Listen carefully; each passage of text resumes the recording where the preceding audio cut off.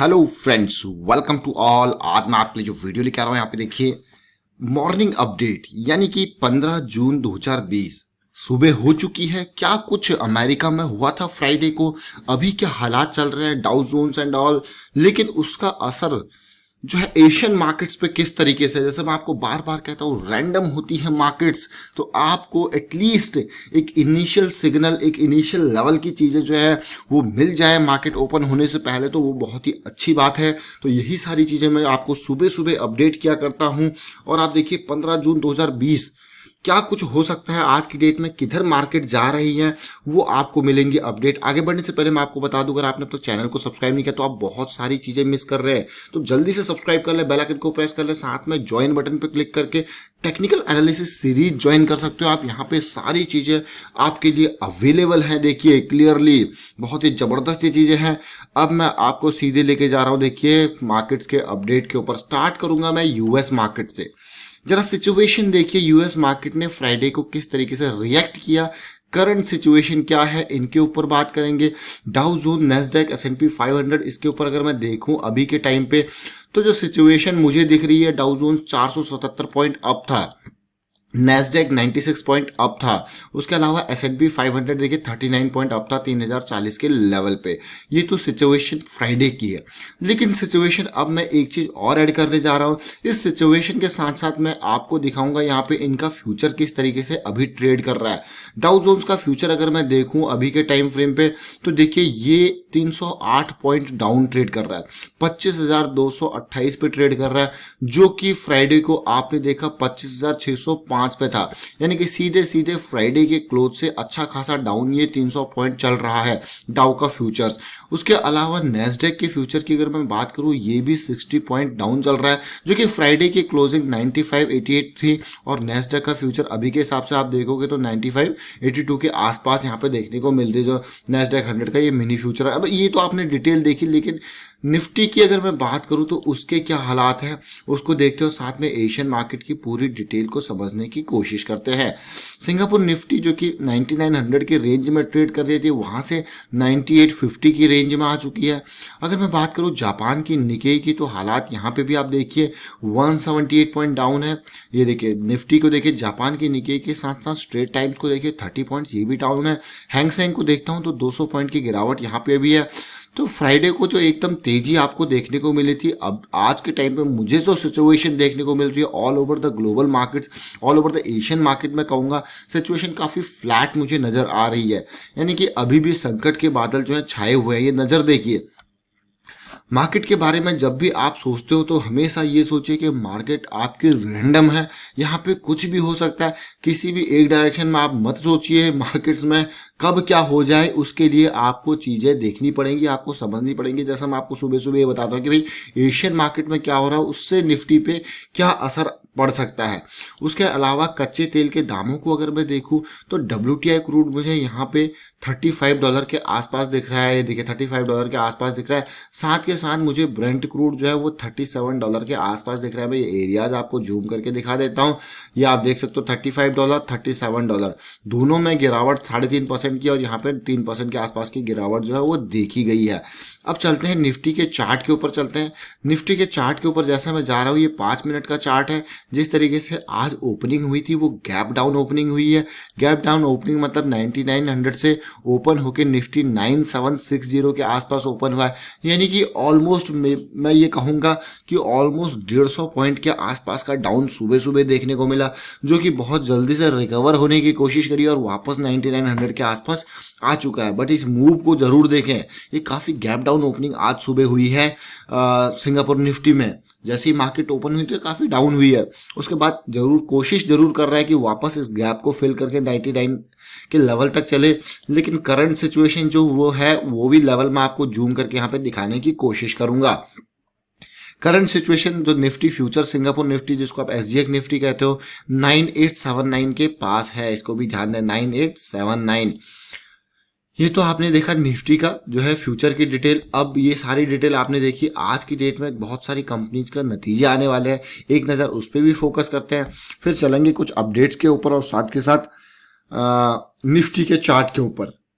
आज जो रिजल्ट है, जैसे अशोका बिल्डकॉन का रिजल्ट है, ये एरिया मैं थोड़ा सा आपको जूम करके दिखाने की कोशिश करूंगा ताकि आपको कंपनीज के नाम यहाँ पे क्लियरली दिखे। तो देखिए अशोका बिल्डकॉन का आज रिजल्ट, कैनफिन होम्स का रिजल्ट है आज, और छोला होल्डिंग का रिजल्ट है। उसके अलावा सीएसबी बैंक का रिजल्ट है। सीएसबी बैंक काफ़ी इंपॉर्टेंट भाई, अभी आईपीओ आया था कुछ टाइम पहले।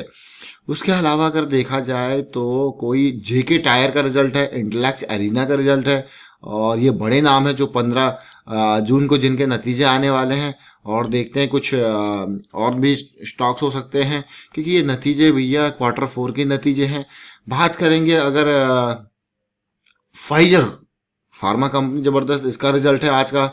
और इसके अलावा अगर मैं देखूं 15 जून को सबसे बड़ी कंपनी भैया ये टाटा मोटर्स, सबसे बड़ी कंपनी में मतलब यहाँ पे ऑटो सेक्टर का एक बड़ा नाम है टाटा मोटर्स, उसका नतीजा आने वाला है आज की डेट में। तो टाटा मोटर्स आज काफ़ी लाइमलाइट में रह सकता है नतीजों की वजह से। तमिलनाडु पेट्रो का भी आज नतीजा आने वाला है। तो ये कुछ बड़े नाम है जो मैंने आपके साथ शेयर किए।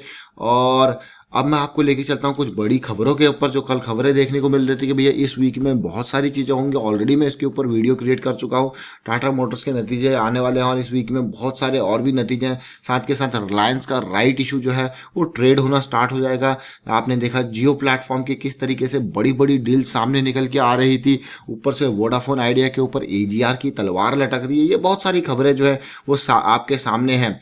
और अब मैं सीधे आपको लेके जा रहा हूँ यहाँ पे थोड़ा और डिटेल में। उससे चलते चलते आप निफ्टी को ज़रूर देख लेना। मैं आपको फिर से रिपीट करूँगा, जब आप मार्केट ओपन होगी एक बार निफ्टी के फ्यूचर को ज़रूर देख लेना। ये बहुत हद तक आपको डायरेक्शन दे देता है कि क्या होगा। जैसे आज गैप डाउन के साथ साथ तेजी के साथ साथ उसके बाद डाउन आ सकता है। आया है, देखिए बिल्कुल आ रहा है डाउन, देखिए बिल्कुल सेंटर कैंडल जो अभी बनी है जॉइंट कैंडल बनती हुई दिख रही है।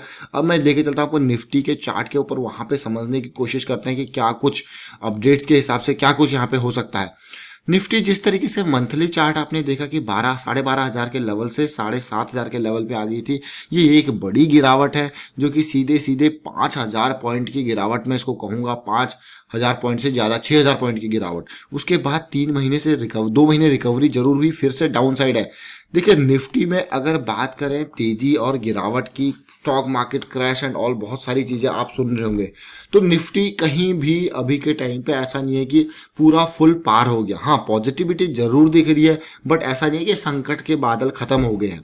इसीलिए आपको हर तरीके से, क्योंकि इकोनॉमिक एक्टिविटी जो मार्केट में वो कहीं ना कहीं आप ब्लॉक्ड है, ये मान के चले वो कहीं ना कहीं ब्लॉक्ड है, उसका असर मार्केट पे पड़ता है। और मेन रीजन जैसे मैंने आपको बार बार बताया था कि वो ऑल टाइम हाई जो अमेरिकन मार्केट चली गई, एकदम ऑल टाइम हाई चली गई, वो और एक बड़ा रिस्क की कारण है। फिलहाल वीकली चार्ट को मैं देख पा रहा हूँ, देखिए मैं फिर से रिपीट करूंगा जो मैं बार बार आपको कहता हूँ कि आपके लिए लोअर हायर लो बन चुका है, जो कि अच्छी बात है। अब 8800 एक स्ट्रॉन्ग सपोर्ट का काम करेगा।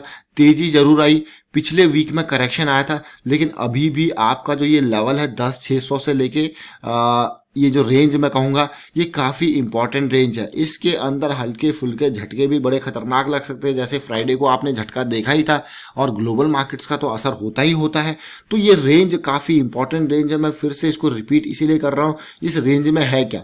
इस रेंज में निफ्टी का फिबोनाची की रिट्रेसमेंट देखिए तो 61.8 की रिट्रेसमेंट है। उसके अलावा 200 SMA है, 50 EMA है, 20 EMA की लाइन है। ये भाई बहुत बड़ा एरिया है। ये मैं इसको पूरा का पूरा 9800, मैं बल्कि यहाँ पे अगर देखूँ तो इस गैप, जिस गैप ने यहाँ पे स्ट्रॉन्ग सपोर्ट का काम किया फ्राइडे को, काफ़ी इंपॉर्टेंट गैप इसको मैं कहूँगा। डेली टाइम फ्रेम पे चल के समझने की कोशिश करते हैं। ये जो गैप बना था, ये देख सकते हो आप, ये 29 और 29 मई का जो ये गैप क्रिएट हुआ था जून के टाइम पे, इस गैप ने एक स्ट्रॉन्ग जो है रेजिस्टेंस का काम किया, सपोर्ट का काम किया। अब बात करते हैं यहाँ पे जो इंपॉर्टेंट पॉइंट, अब निफ्टी किस तरीके से होवर कर सकती है। फिलहाल अगर मैं देखूँ सिचुएशन, तो निफ्टी का ये करेक्शन लैग है जो अभी ओवर नहीं हुआ। अच्छी बात यह है कि फ्राइडे को जंप जरूर आया, बढ़िया 500-400 पॉइंट का जंप जो था, लेकिन अभी ये जो करेक्शन है वो ओवर नहीं हुआ। इसीलिए स्टॉक ये निफ्टी इस रेंज में थोड़ा बहुत अभी अप डाउन हो सकता है, बट अभी आपके लिए एक और 94-9500 के लेवल पे सपोर्ट बन के तैयार हुआ। उससे नीचे का सपोर्ट जो है आपका 8800 के लेवल पे बना पड़ा है। तो ये इंपॉर्टेंट सपोर्ट अब बनते जा रहे हैं। फ्राइडे को जो गिरावट आई थी वो काफ़ी इंपॉर्टेंट सपोर्ट आपके लिए बना के दी है। डेली टाइम फ्रेम पे इसने 2050 का बुलिश क्रॉस बना दिया है, ये जो कि इंपॉर्टेंट। उसके बाद प्राइस जो है वो करेक्ट भी हुआ है, जो कि और भी अच्छी बात है। लेकिन अभी करेक्शन जो है वो रिजॉल्व नहीं हुआ है, इसको आपको ध्यान देना है। अब करेक्शन रिजॉल्व नहीं हुआ, अगर आवरली चार्ट पे समझोगे तो आप क्लियरली इस चीज को यहाँ पे देखने को मिलेगा और समझने को भी आपको मिलेगा। ये मैं आपको रिपीट इसीलिए कह रहा हूँ क्योंकि आवरली पे आप देखोगे तो ट्रेंड रिवर्सल के जो सिग्नल थे वो आपको यहीं पे मिल गए थे जब आपका लोअर लो बना था। ये पॉइंट यानी कि जून में 9 जून के आसपास ही आपको डिटेल मिल गई थी। फिर देखिए फिर लोअर हाई आपका बना और सिचुएशन देखिए लोअर लो। अभी जो सिचुएशन है वो कुछ इस तरीके से है कि आपके पास लोअर हाई तो है, ये देखिए लोअर हाई है, लेकिन ये हायर हाई में कन्वर्ट होना जरूरी है। करेक्शन रिजॉल्व होने के लिए 10,500 के लेवल पे जाना जरूरी है, क्योंकि तभी आपका ये आप देखोगे यार अरे करेक्शन जो है रिजॉल्व हो गया। फिर जब इस लेवल को पार करेगा और हायर हाई आपको बनाएगा आवरली पे, फिर से आप कहोगे हाँ भाई, और साथ के साथ यहाँ पे बुलिश क्रॉस में भी चीजें कन्वर्ट होंगी।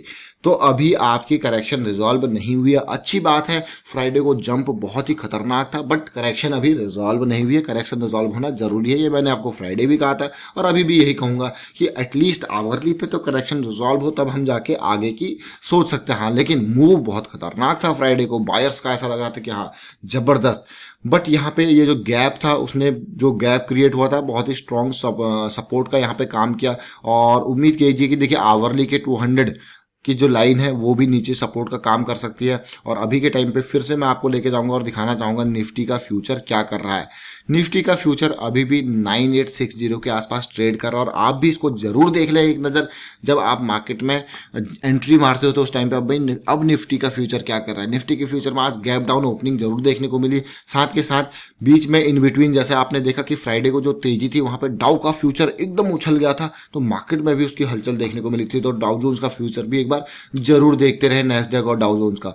वाइंड अप करता हूं यहाँ पे वीडियो को, उम्मीद करता हूं आपको समझ में जरूर आया होगा। वीडियो अच्छा लगा तो वीडियो को शेयर जरूर कीजिए, लाइक कीजिए। चैनल अगर आपने अब तक सब्सक्राइब नहीं किया तो जल्दी से सब्सक्राइब कर ले, बेल आइकन को प्रेस कर ले, जिससे आपको नोटिफिकेशन आती रहेगी। और टेक्निकल एनालिसिस सीखने के लिए आप मेंबरशिप ज्वाइन कर सकते हो, ज्वाइन बटन पर क्लिक करके। Thank you for watching the video.